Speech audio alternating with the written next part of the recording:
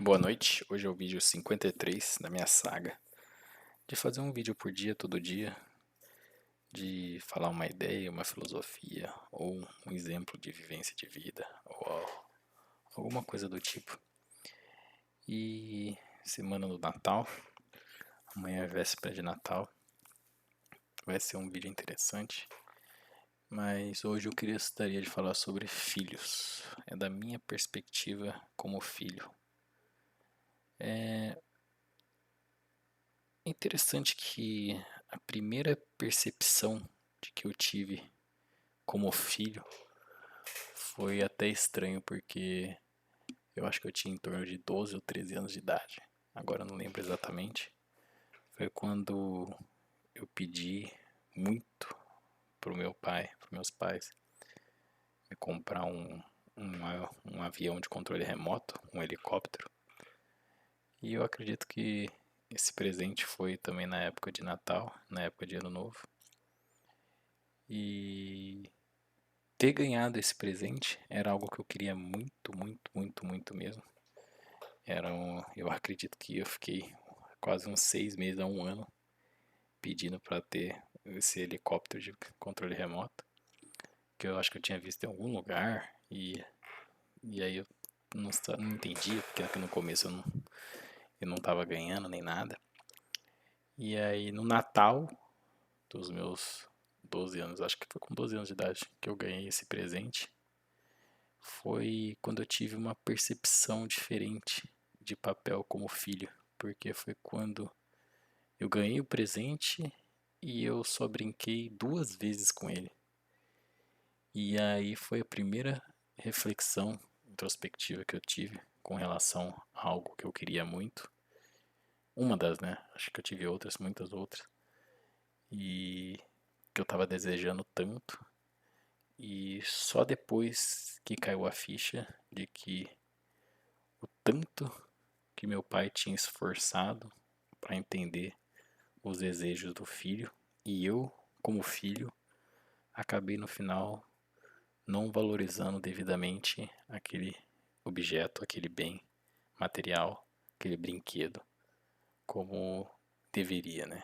Então foi um sentimento meio que uma certa dor de que por que então a demora para eu ganhar era por conta do esforço que ele estava tendo de trabalho para conseguir comprar o presente. E da mesma forma que ele se esforçou, eu não tive a competência e a condição de me esforçar para que eu atendesse e brincasse do mesmo nível de esforço que ele teve para conquistar, meus pais tiveram para conquistar. E aí a partir desse dia, acho que foi aos 13 aos 14 anos, que decidi nunca mais pedir nada, né? Porque como eu poderia ser um filho ruim de desejar algo, esforçar, pedir algo e não realmente fazer valer a pena e ter a experiência real do fruto do esforço dos meus pais, né? Então, como filho, eu acredito que tendo essa percepção abriu muitas outras perspectivas de realidade, no sentido de que qual que seria o meu papel mais real seria de entender, compreender as dores deles. E como filho, eu busquei cada vez mais tentar sempre aliviar as suas dores, sejam elas emocionais, sejam elas financeiras, sejam elas de todos os tipos, porque não sei se isso me deixou um certo trauma ou porque eu sei que a consequência disso foi abdicar de muitos desejos que eu julgava não superficiais, mas de natureza que eu não iria usufruir profundamente. Então passou que só passei a pedir ou a desejar aquilo que fosse do esforço dos meus pais, aquilo que eu realmente fosse usufruir e levar como um crescimento, né? Que foram livros e leitura e foram de ter experiências que pudessem que eu pudesse aprender cada vez mais e compreender.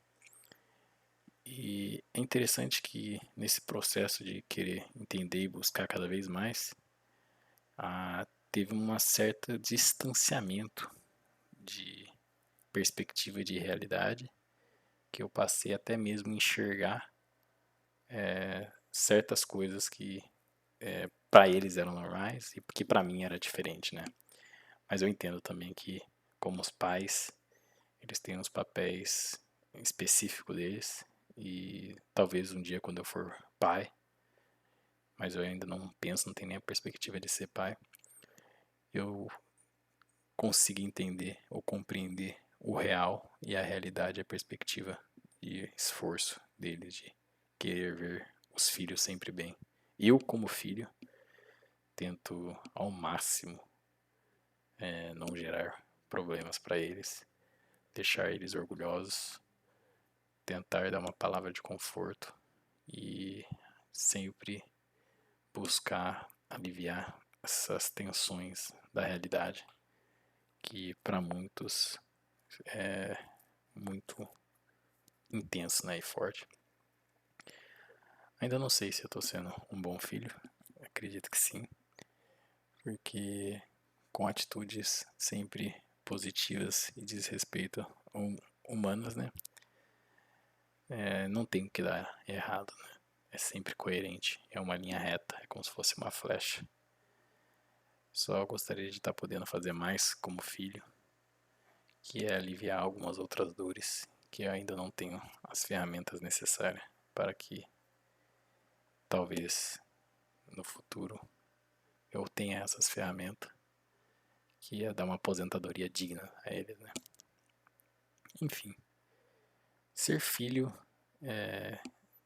acredito que é aprender caótica e com os olhos de ideologia, perspectiva e realidade dos pais, que foi eles que primeiro passaram essa primeira visão de mundo para mim, mas que em grande parte eu aprendi e compreendi de perspectiva e realidade externamente, seja por influências de pais de outras famílias, ou seja por livros, né?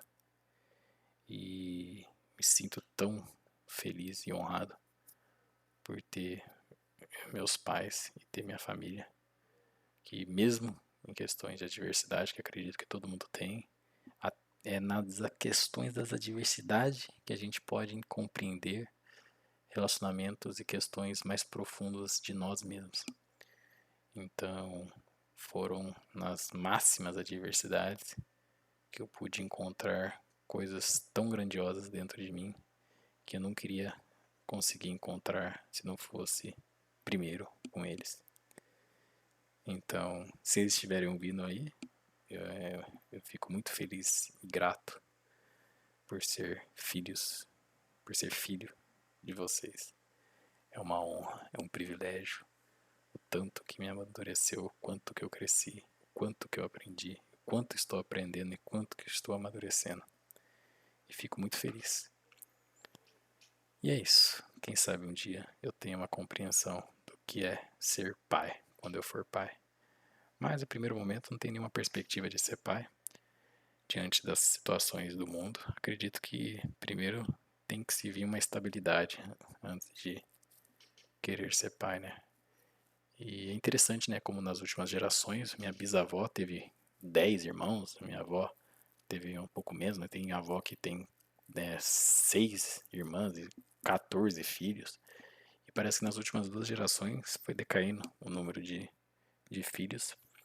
E hoje em dia a gente percebe que há um decaimento cada vez menor. E a pergunta curiosa que fica era se existia 15 filhos, 15 pais, e agora está existindo 2 filhos ou um filho, quando esses pais que hoje, e com esses bisavós que têm 70, 80 anos, começarem a falecer e as casas não tiverem ninguém para morar, quem que vai repor essa certa demanda de casa? Existe uma pressão tão grande financeira pelo valor das coisas, que as coisas estão cada vez mais caras, que talvez deveria acontecer um certo tipo de correção financeira para que pudéssemos voltar aos tempos de que um terreno custava 20 mil reais. E aí entraríamos num novo ciclo de prosperidade e de mais pessoas desejando ter filhos, porque a acessibilidade de ter uma casa própria, a acessibilidade de poder ter uma tranquilidade, estabilidade econômica, poderia ter mais um boom de pessoas, né? Mas até então, ninguém sabe para onde estamos indo, né?